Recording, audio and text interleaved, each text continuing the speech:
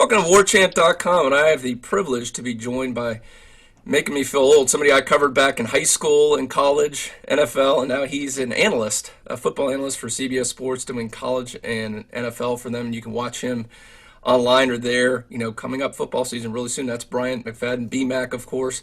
You want to flash me those? You got those Super Bowl rings on you there, BMAC? No, I don't happen to have them on right now. The next time I make sure I have them on. All right, yeah, I always like to see those. So yeah, obviously, incredible career in the league and former Seminole. And we're going to talk. We're going to try to do this a little bit more during the season, BMAC, and I want to talk a little bit about a position that's near and dear to you, and that's the secondary. And I think last year everybody who followed Florida State was ultra focused on the offense for obvious reason because they were not very good at all. They were by some metrics maybe the worst offense in the Power Five last year. But I want to focus on something else in the secondary because I think that got overlooked, and that's to me that position massively underachieved last year. Throw out a couple of the numbers. They were 119 passing yards allowed last year. That second game of the season, they got 475 passing yards to Samford, not Stanford, Samford. The passing grades, will throw up some of these stats and numbers in a little bit Pro Football Focus. Were really awful. The overall grade was 72.4%, and that's if you're counting at home, that's number 138 among all the FBS, FCS teams. So that's not very Florida State-esque. So, BMAC, you had a chance to look at this team a lot last year, evaluate these guys. What went wrong last year? Why did these guys underachieve so much? I think it's more so the mental aspect, which became a liability based on what I watched. And I think as far as questioning the skill sets from the guys that we have in the secondary, we will not question that because we know athletically they have everything you will want from a secondary player to have outside the above the shoulder game. And that's where the IQ comes into play because you can be extremely skilled, you can be extremely gifted, you can be super fast, super quick, but if you're not able to dissect things before they happen or in the flow of a ball game, you will never be in position to make plays. And I think that was something that stuck out to me from start to finish in 2018 as far as the secondary play. Guys were never in positions to make timely plays. And sometimes when they were in position, they came through. Levonta Taylor had a big-time game-winning interception, I think, against Stanford. That sealed the game for us there in Doak Campbell. But you didn't see that a lot, and that's something that we have not grown accustomed to seeing as far as guys out of position in the secondary. So mentally, they have to find a way to understand the concepts of what they're supposed to do, and everything else will follow suit if you're able to master that skill.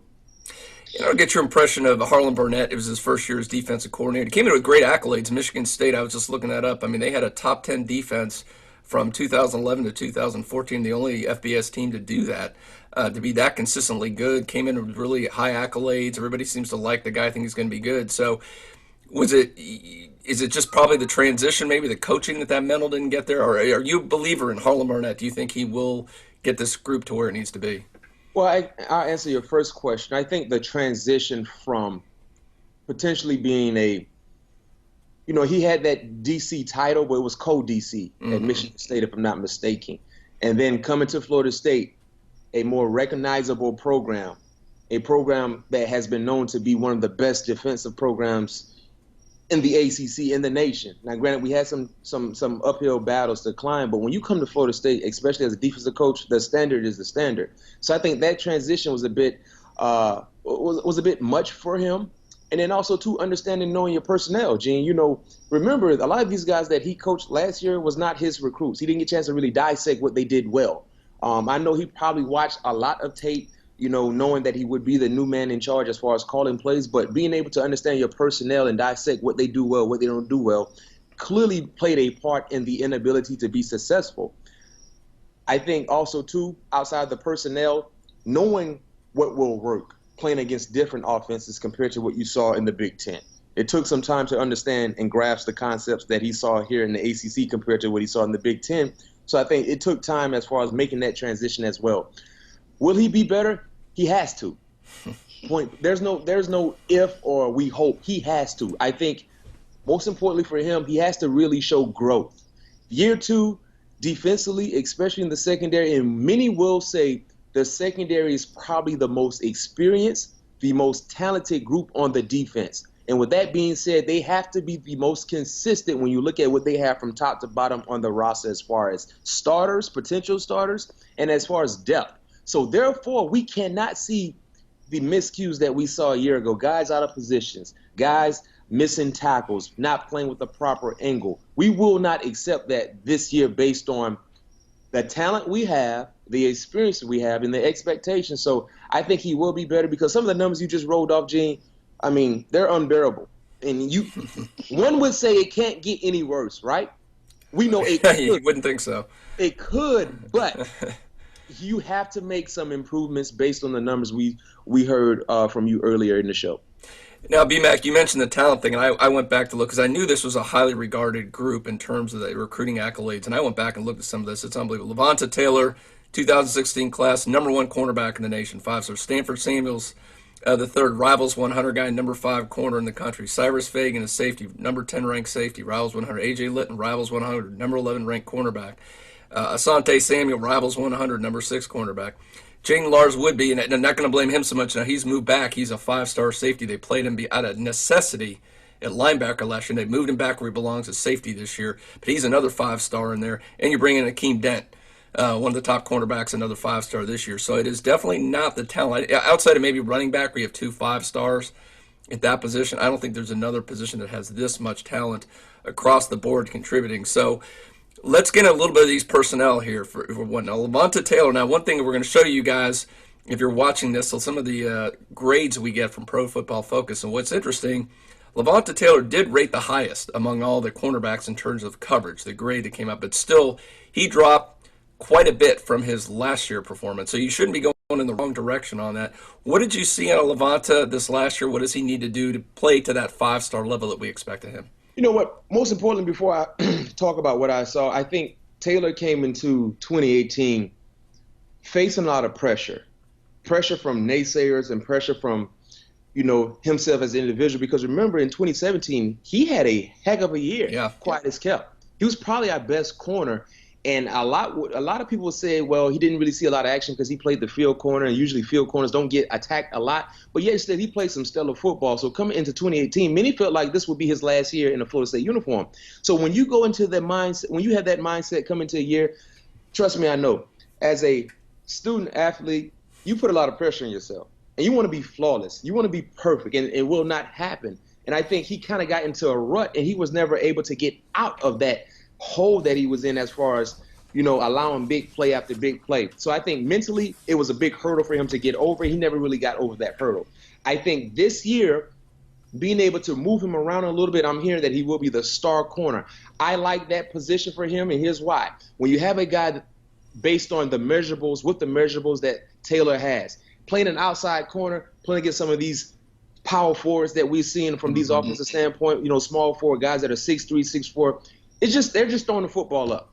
Quarterbacks are not going through their progression. They see a size matchup in their favor. Guess what? They're going to attack him, and he did not stand up to that test. He never located the football, and when he did not attack the football. So I think when you have a guy with the measurables like Taylor, you can kind of hide him a little bit in coverage when he's playing the inside, when he's playing anything in between the numbers. You're able to hide him because he's not a perimeter cover man, and now he has the ability to play with free eyes. What I mean when I say free eyes, when you're playing that star position, it's almost like a nickel or a dime. Your ability to look at the quarterback, look at the protection, look at the whole ideal formation. Now you can dictate and understand where your help potentially will be if you have help, and you can kind of use that to your ability to really get the quarterback off you as a potential attacking point in a defender, and now they can attack the perimeter guys. So with that size being an issue for him a year ago, now you can put him in the slot. He can use the safeties to really help him in coverage. He does a tremendous job shadowing at the line of scrimmage, and I think he will have a heck of a year based on the experience and based on the expectations, because when you look at football in totality, from the collegiate standpoint, Gene, to the professional standpoint, most smaller cover corners, they play in the slot. And they play in the slot based on some of the points that I just mentioned to you. Now, a guy that does have the measurables And I know you knew his dad. That's Stanford Samuels. We got the Stanford Samuels the third. Now he's big. Now he is a guy who can play against those, like you say, those power forwards, those small forwards that are big. Because he's a big kid. He's rangy. He's very athletic. Now they kind of bounced him around a little bit between corner and safety.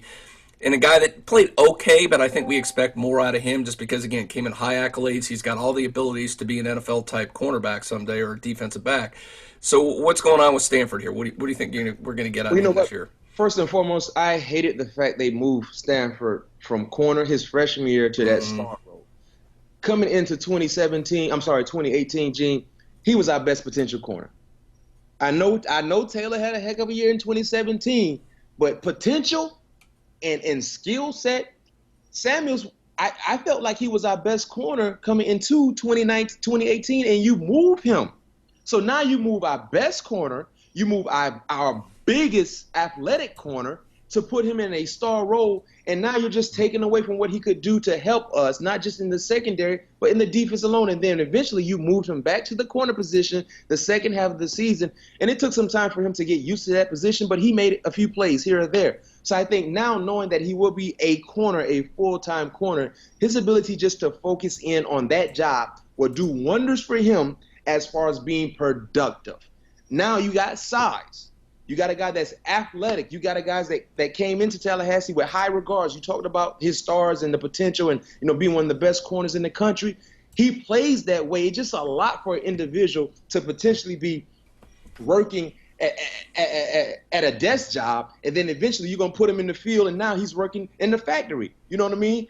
That's difficult. Now, I was taught to understand and learn the desk material. Now you got me in the factory. No question it's going to take time for me to get used to the new job. And I try to use it as an analogy for guys that don't really understand how difficult it is to play the inside corner compared to playing the outside corner. It's almost like flipping a right tackle to make him play left tackle. It's going to take time. You know what I mean? That's just the nature of the game when you're taught to do something. So I'm excited for Stanford Samuels because, like I said, he's been focusing on the corner the entire offseason, had a pretty good spring, and his ability to really live up to the billing is going to be huge for him. The other corner I want to bring up is, and right now, if you're looking at home, we're going to show his grades, and that's Asante Samuel. One thing, and if you're looking at that BMAC, I've noticed about him, got more and more playing time as the season went on as a freshman, and then when you look at the grades they're definitely better in that second half of the season. So here's a guy which you would like to see, a young corner. He got better and better the more playing time he got. We heard a lot of really good things about him this spring, too. Had a really solid spring practice. So the sky's the limit for Asante, don't you believe? Yeah, I love Asante, and the thing that I love about him is his heart. He reminds me a lot when it comes to his feisty play, a lot of Tate Cody, a guy that was undersized but played bigger than his measurables, and he was a feisty player. And Asante has some of those same skill sets. He loves to be involved in the ball game, and like you said, gradually he got better, and that's the most important thing I would like to see, not just from the secondary players, but the entire team, guys getting better throughout the season, because that tells me they're listening to what their coaches they're telling them, and they also studying the game on their own. So therefore, you're seeing growth and you're seeing their ability to develop. But I think Samuels, man, when I see him play, we know he can cover. You know what I mean? And now finding the football was something that he improved on throughout 2018. But I love his tackling also. I think that's an unheralded attribute that he has, the want to from him, wanting to tackle. Coach Andrews used to tell us all the time, you got to want to get in a fight. You can't say I want to, but you're not getting into. You got to be willing to stick your face in the fan and jump and get dirty a little bit. And he's okay with doing that. So when you see a guy that's giving that type of effort, you better believe good things will follow him. So with him, and in year 2, I would just love for him to continue to grow. And that has a lot to do with what I said earlier, the above the shoulder game. Just being successful from the standpoint of understanding mentally what you're supposed to do before you're supposed to do it. I'm glad you brought up Tate Cody because one of my all-time favorites. You want to talk about a tackling cornerback, I think definitely the best tackling cornerback.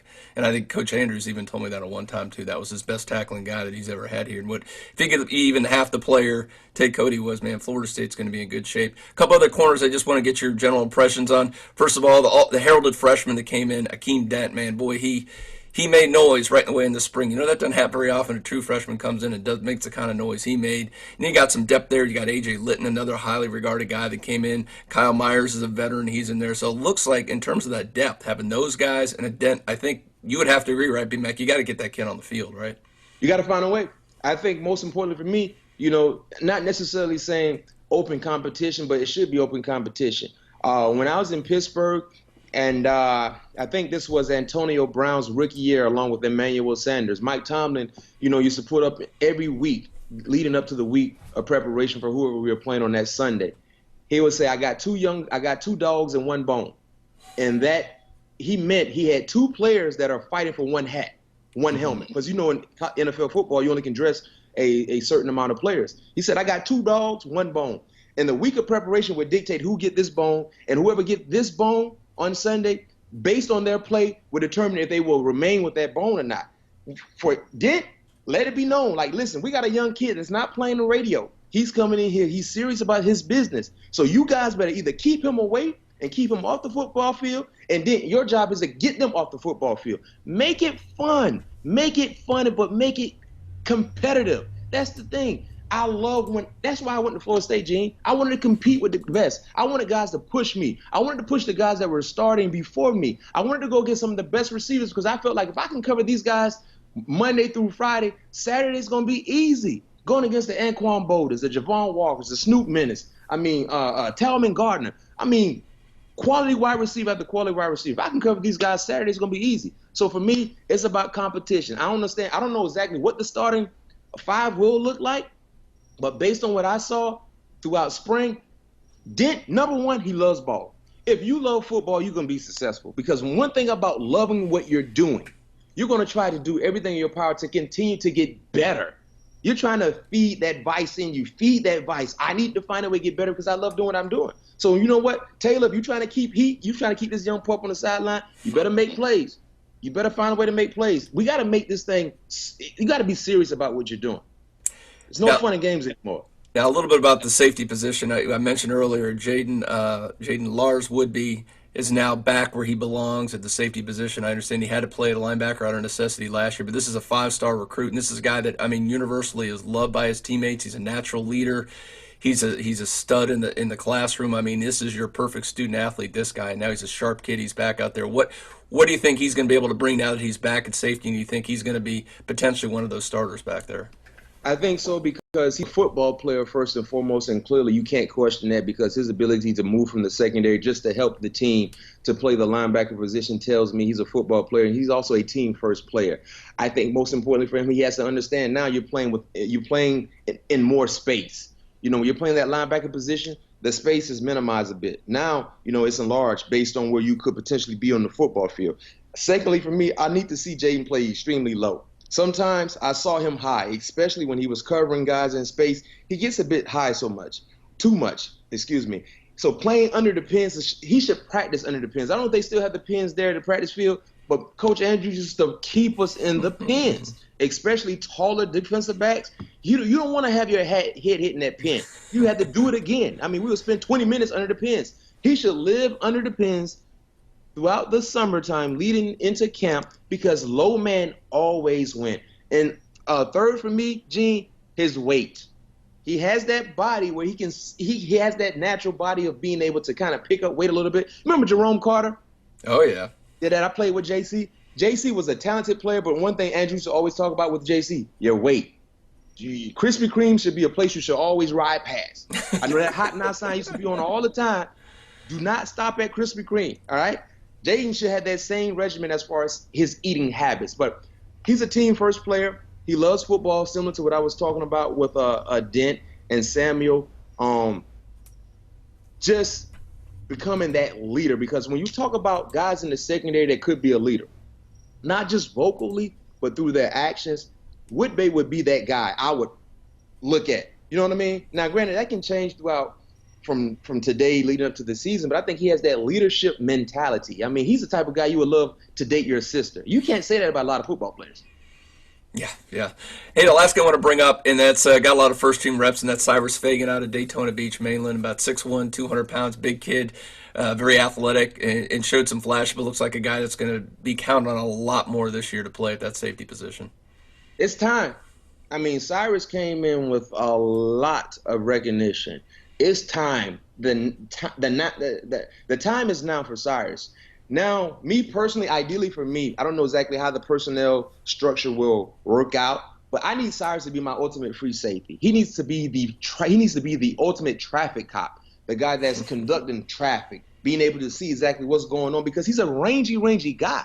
I mean, he can get from hash to hash with ease, but he needs to play with quality depth and he needs to play with quality angles. We did not see that from Cyrus a year ago. And why angles are so important in the secondary, you may ask, is because if you don't have the proper angle, you will not get close to breaking up a pass or either coming through with a big-time interception. Or you might not get an opportunity to make that game-saving touchdown tackle or that game-saving play on a third down. Third down defense, we were horrible last year, especially in the secondary. A lot of that had to do with poor angles. Cyrus needs to be able to play with quality depth, have great angles when he's attacking the point of attack as far as ball carrier or as far as pass catcher, and also be able to communicate. He needs to be that individual. You know, I was talking about the above the shoulder game as far as the football IQ. It's his job as a free safety. He has to know every individual's job requirement in the secondary and also the linebackers. Because when you know what the linebackers are doing, you can easily see when someone is not doing their doing before the ball is in play, based on their alignment. You know, I played with Ryan Clark, and what made Ryan Clark so special, he was not the best athlete on the football field at any given time. He was never the fastest, he never was the quickest, but he's always the smartest. And when you're smart, you can put your body in positions to be successful that your athleticism cannot do because you're outthinking people. And your ability to see the entire football field from your position should give you that advantage. Cyrus needs to be that type of player. All right, B-Mac, going to wrap it. I'm going to put you a little bit on the spot here. Will the secondary be better in 2019? I know you said it has to be, but okay, so we're thinking it is, but why do you think it's going to be better? Is it just a growing system, 2 years in the system, these guys getting to know each other? I mean, why do you think the secondary will be improved in 19? The system, you're more familiar with the system. That's number one. Number two, pride should take into place for them. You know, you got kicked in the mouth a lot last year. I mean, kicked in the mouth, you know, got pushed down, was a laughing stock, not just, you know, in the ACC, but nationally. A lot of people talk bad about Florida State, especially the secondary. So pride should kick in. And also, too, I believe every player that we talked about that was a part of this secondary in 2018, I believe they have gotten better, physically and mentally. I believe they have gotten better. And also, too, with Coach Barnett understanding and knowing his personnel a lot better and the players knowing Barnett a lot better as far as what he liked to call as far as situational plays, I think that would really help the development going forward. But they have to. It's about pride. When you put on that Florida State uniform, you go and your mindset goes into another stratosphere. You have to understand this is different. This is a different type of ball here when you put that Florida State uniform. And be serious about the business. This is like a business. If you have any aspirations of playing on the next level, you need to act like a professional. Everybody might not get an opportunity to get drafted, Gene, but everybody has an opportunity to show it they should be drafted. Gotcha. Understand that. Just give me a play. Who out of this group we've talked about? Who do you think we're going to be talking 6, 7, 8 months from now? That's the guy that made the biggest strides this season. That is the guy that's the DB in the DBU at Florida State. Who's that going to be? Asante Samuel Jr. I pick him because if you had to build a corner in your mind, he would be the closest corner on our team that would probably be in your thought process. Mm-hmm. A guy that's over 6 foot, 6'1", 6'2", a guy that's anywhere between 185 and 190, a guy that's long and rangy, plays low. You know, he's quick. He can keep up the smaller guys, and he competes. He has a nasty attitude, but it's within the rules. I think he would be the guy that we talk about, wow, potentially he could leave early based on what he did. And another thing that I'm happy about with Stanford is his ability to be a full-time corner. Like I said earlier, it was difficult for him to go from star to now playing corner midway through the season because they needed him to do so. But I think now, knowing that he will be a full-time corner, I think we should definitely see Stanford go in the right direction compared to what we saw last year as far as the inconsistency. And like I said, it's very, very difficult, folks, to be able to play one position and all of a sudden switch mid-season. Well, folks, stay tuned. Football season will be here before you know it, but it can't get here quick enough for me, I know, and probably for you too. And joining us, thank you so much, Bryant McFadden, 2-time Super Bowl champ. You can follow him on CBS Sports, an analyst for football there, and BMAC _Sports Talk if you want to follow him on the Twitter machine. BMAC, we're definitely going to do this again during the season. This was great stuff. Appreciate it, buddy. Yes, sir. Appreciate you for having me.